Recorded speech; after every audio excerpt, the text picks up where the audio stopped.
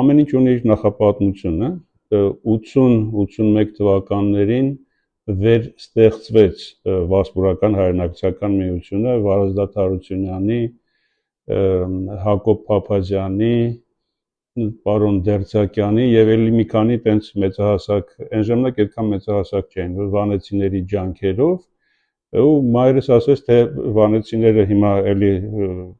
հասարակական կազմակերպություն են ստեղծում ու խնդրեց, որ ես էլ միանամ։ Ես այդ ժամանակ ասպիրանտուրայում էի սովորում, բայց ամառները գալիս էի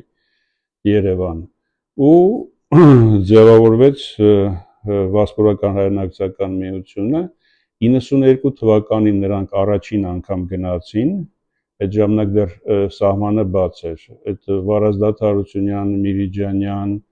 Ժիրայր Ասլանյան ու էլի մի քանի տենց հայտնի վանեցիներ, իսկ հետո փակվեց սահմանը եւ 97 թվականին մեր խումբը առաջին խումբն էր, որ ուրեմն գնացինք հետեւյալ երկտեղով Կարս Անի Իգդիր Բայազետով իջանք Վան, Վանում 4 գիշեր մնացինք եւ շրջում էինք ու այդպես նաեւ